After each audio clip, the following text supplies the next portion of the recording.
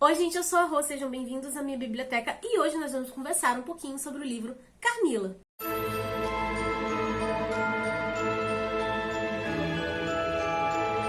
Carmila, do Sheridan Le Fanu, acho que é assim que pronuncia o nome dele. Já foi publicado várias vezes aqui no Brasil por diversas editoras, mas hoje a gente vai conversar especificamente sobre essa edição da editora Wish, que é a que eu tenho, que foi publicada aqui em 2022 e ela também possui alguns extras. Inclusive, se você se interessar em adquirir esse livro, eu vou deixar aqui embaixo no box de descrição o link de compra para ele, tanto na Amazon quanto no próprio site da editora Wish. Lembrando que pelo link que tá aqui embaixo do site da editora Wish tem cupom de desconto para vocês, tá bom? Inclusive, esse cupom de desconto serve para outros produtos do site também, tá? Não é só para esse livro.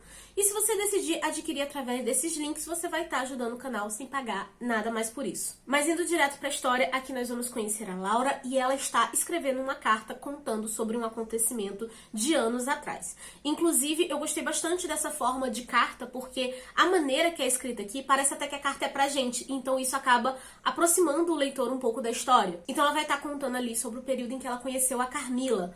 Só que assim, obviamente, né, hoje em dia a gente já sabe que é um clássico da literatura vampírica, mas olhando pro texto em si, né, pela narrativa, a forma que ele é escrito, a gente percebe que o autor consegue criar um excelente suspense a respeito do que aconteceu, o que tinha, né, de errado com a Carmila, e a gente consegue perceber que a personagem, né, a Laura, mesmo depois de tanto tempo, continua abalada com essa história. Então ela vai estar falando ali sobre o período em que ela vivia num castelo gótico do pai dela e que ela se sentia muito solitária, até que um dia ela, o pai dela e alguns empregados ali da propriedade acabam presenciando um acidente de carruagem. É a partir desse momento em que eles vão conhecer a Carmila, só que a mulher que está acompanhando a Carmila precisa seguir urgentemente a viagem e ela fala que a Carmila precisa se recuperar por conta do acidente.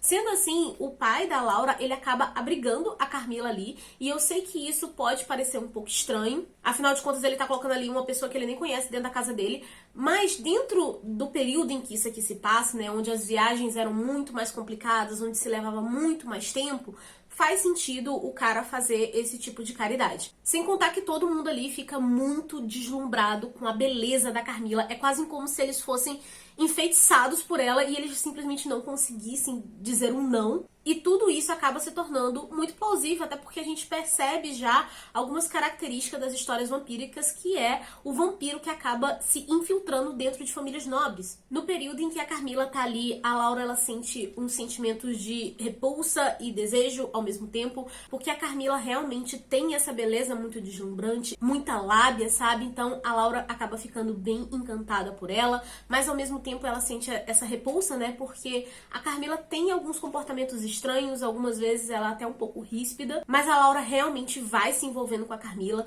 Não tem nenhuma cena explícita, sabe, delas duas, afinal de contas, se tivesse seria um escândalo pra época em que esse livro foi escrito, mas a gente consegue perceber o sentimento que existe entre elas, e ao mesmo tempo que isso vai estar acontecendo, existe uma doença afetando aquela cidade ali e algumas pessoas estão morrendo.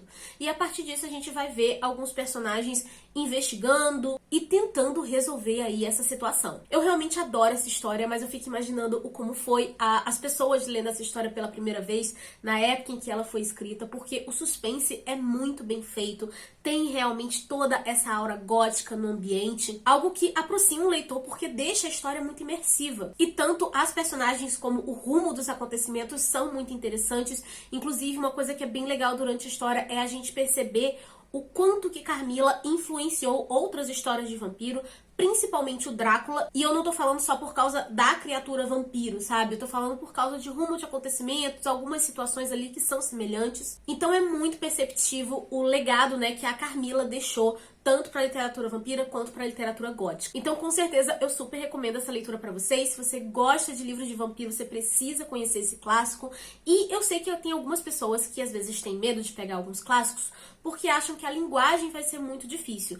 Mas, gente, essa edição da editora Wish tá com a linguagem muito tranquila, muito fluida. Vocês vão ler sem problema nenhum, tá? Agora, falando um pouquinho sobre os extras que vem nessa edição, aqui a gente tem um prefácio e um pós-fácio, onde vai estar falando sobre o legado da Carmila dentro da própria literatura e também no mundo pop de uma forma geral. Após a parte que tem a história mesmo da Carmila, a gente também vai ter comentários sobre diversas adaptações que essa história recebeu, seja em filmes, séries, novela, coisas do tipo. Inclusive, pra quem gosta, né, de assistir adaptações, eu acho um texto muito interessante, porque, por exemplo, tinha algumas adaptações aqui que eu não conhecia e que eu quero realmente procurar pra assistir também. Logo em seguida também tem um conto extra do mesmo autor. Não é uma história de vampiro, tá? Na verdade é uma história de fantasma, que é o Juiz Harbottle. Não sei se eu tô pronunciando o título certo, tá? Mas, enfim. E eu também não vou falar muito aqui porque o conto é curto, então eu não quero dar nenhum tipo de spoiler pra vocês.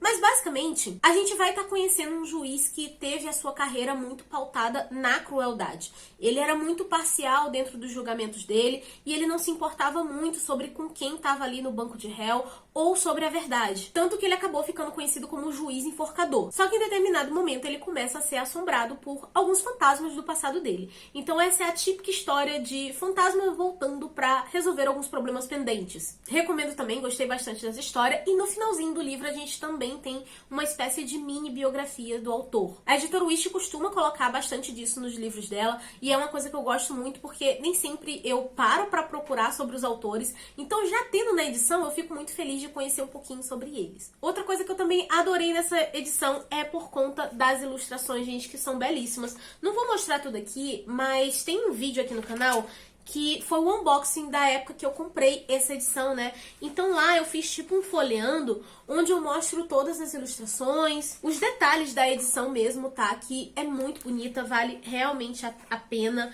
Eu achei as ilustrações belíssimas, tá? Então é só vocês darem uma olhadinha lá, vou deixar no box de descrição e nos cards pra vocês conferirem depois. Mas já ficou bem óbvio que eu super recomendo a história e essa edição também. A questão do conteúdo extra foi um diferencial na hora que eu fui realizar minha compra, então fica aí as minhas impressões. Espero que possa aí ter te ajudado a identificar qual edição você vai querer adquirir. Eu particularmente gosto muito dessa, recomendo, tá, gente? Agora eu quero saber de vocês, né? Se vocês já leram essa história, se já conhecem, qual edição que tem aí na sua casa. Se não leram, me digam aqui nos comentários se vocês ficaram interessados, vamos realmente conversando, tá bom? Lembrando que tanto o link de compra na Amazon, na editora Wish com cupom de desconto e o vídeo de unboxing onde eu mostro os detalhes dessa edição por dentro vão estar todos aqui embaixo no box de descrição, tá bom, gente?